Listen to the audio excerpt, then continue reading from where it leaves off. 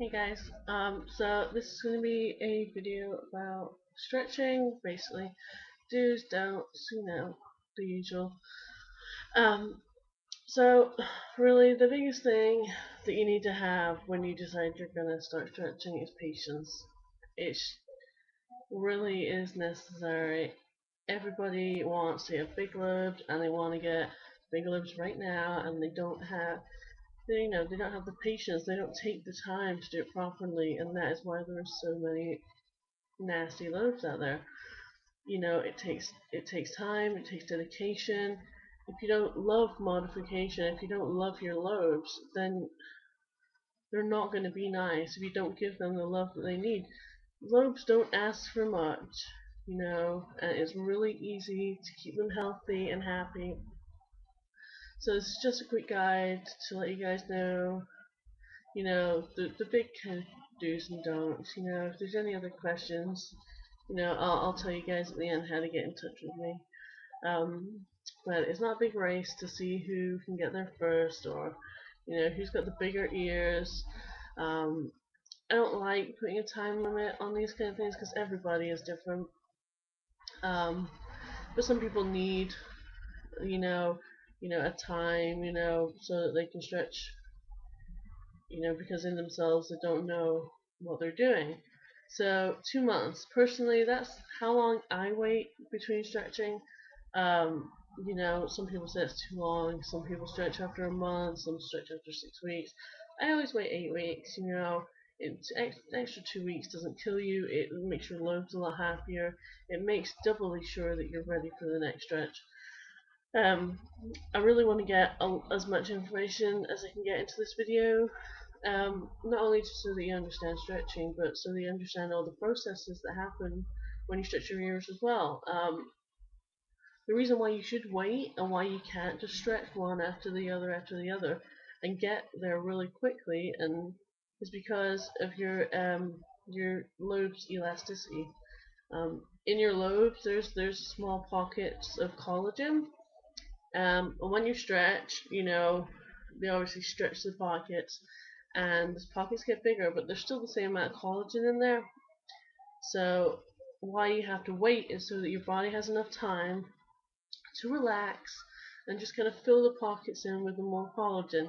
It keeps your ears really thick and nice and sexy, and everybody wants sexy lobes.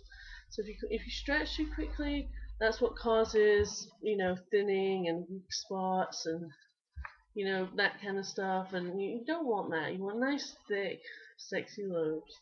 So don't stretch too fast. Don't skip sizes either. I really can't say that enough. Do not skip sizes. All the main sizes, don't skip them.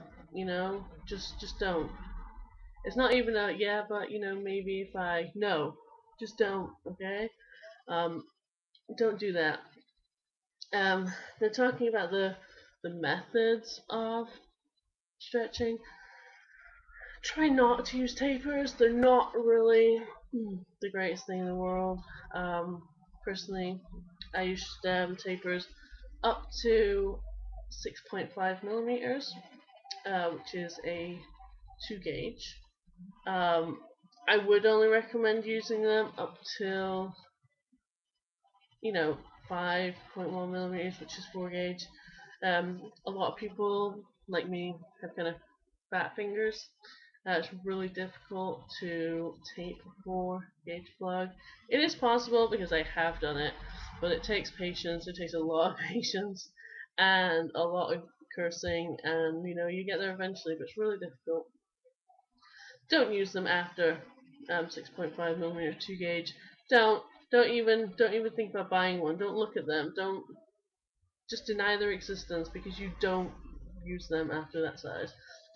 If you're ever looking at a 0 gauge taper, I will punch you. Like seriously, it's that bad. Don't use it. They force stretch your ears. It's way too traumatic.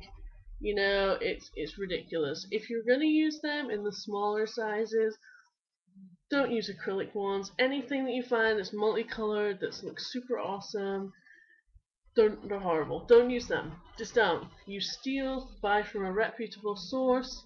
Um, I'll add in all these stores and all the sources I use in the crotch bar once I've finished. But you still, if you can get concave, if you can afford it, buy concave tapers because they're the best. It's easy for jewelry, transferable. Don't ever wear them as jewelry. Tapers aren't jewelry. They're really bad for your ears. So, um, yeah, that's tapers.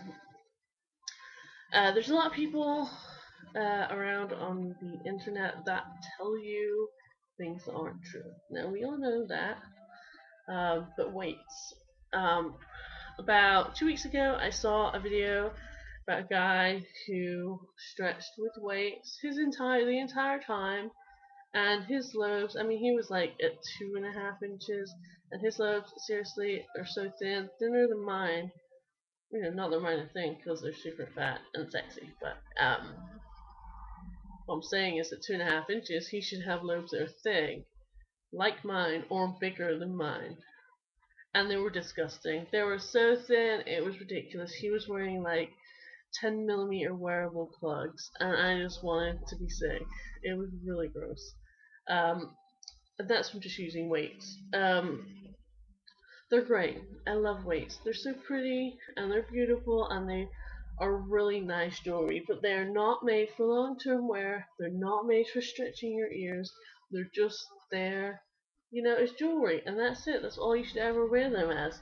When I wear mine, personally, it's very rare that I'll even wear them all day, which is 12 hours. I will never really wear them that long. And if I wear them, I don't tend to wear them more than 6 hours, and I never wear more than 2.5 ounces per ear. Um, that's quite heavy. I would not recommend that kind of size weights for anyone with thinner or normal size ears. I mean, only if you've got thick lobes can you take that kind of weight. So yeah, if you use them for stretching, um, obviously it pulls down on your lobe and it'll stretch, puts all the force on one point of your lobe, and it'll cause thinner spots. So your lobe will just dip in at that point, and it really is not good. It can lead to tearing and even snapping your lobe in half, which you don't want that. That's something you don't want. Another thing that you see a lot of on YouTube is people stretching with silicone. That's like no, just step away from the silicone. It is not a good idea. Um, they're not Silicone is not even recommended for fresh stretches anyway. So why you would want to stretch with one is beyond me. I mean, I understand that it gets you there, but it gets you there, and what are the risks? You know what I mean? You're risking ripping, snapping, tearing, all sorts of grossness for your lobes. You know, it can start to grow into your lobe if you leave it in there in a fresh stretch. And I've personally seen someone that's happened to, and they had to rip it out of their ears, and I'm talking, it was disgusting. Wearing silicone in fresh stretches or using it to stretch, it can lead to necrosis, and we've all seen those pictures. You know, like a big part of the lobe is all rotted away and it's a thin string. It's disgusting, and just don't. I mean, it's not even worth risking it. There's so many people, like with everything. There's people who have, used these kind of things and it's been absolutely fine. But the people who have done it and have disgusting or now reconstructed or split lobes far outweighs the people that have gone away with doing it. They're just the lucky ones. Anyone that tells you to do that, just ignore them. Just completely don't even entertain it. So, talking about the don'ts of stretching, we'll talk about some do's. The best way I find stretching is taping. It is fantastic, unless you're happy to wait, um, which is what I prefer, just natural stretching. Just to leave your jewelry in, and they'll slowly just, with the weight of, whatever jewelry you're wearing, you'll start to get a gap. It happens to everybody eventually. Um, but taping is the next best thing. Um, Most people that I'm talking to probably know what stretching is, but it's basically getting tape that's good for stretching. and wrapping it around a plug and slowly increasing the width, the diameter of your plug, so it's bigger and bigger and bigger. Um, so the kinds of tape that you can use. You can use bondage tape, which is personally what I wear. Um, it's fantastic. It can be all sorts of funky colors. It only sticks to itself, nothing else. Um, can't speak more highly of a tape, to be honest. It's fantastic. You can use PTFE tape. I don't like it. It dries out my piercings. It dries out most people's piercings. There are some people that swear by it, and there's absolutely nothing wrong with you using it. It's a perfectly fine method of using tape, to use for stretching. So you don't have to worry about, that you can't use it. I just don't because it doesn't like mine. Although it is really good for cartilage stretching as long as you switch it daily, because it does dry out your piercing and that's the last thing you're going to want. But because it's thinner, you can add a wrap and it's not even half as thick as bondage tape. So it's really easy to slowly get that size in the cartilage when it's more painful and a lot more difficult to stretch. Um, so the general rules for taping, you add a layer or two of tape every couple of days. Um, don't add a bunch of wraps in one go. I'm talking 4, 5, 6 wraps in one go. Don't do it. Um, don't tape for more than once a day. Um, you know, you know, don't do it more than once a day. Don't even do it daily. I mean, you're talking, every other day is the best. You're gonna get there eventually. You'd be surprised how much you'll tape up over a week or 2 weeks. You don't have to think about it. Just put a wrap on every other day. Patience again here is the key.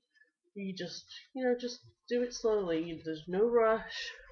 It's not a big race. There are tapes that you shouldn't use. There's certain people online who will tell you to stretch with electrical tape.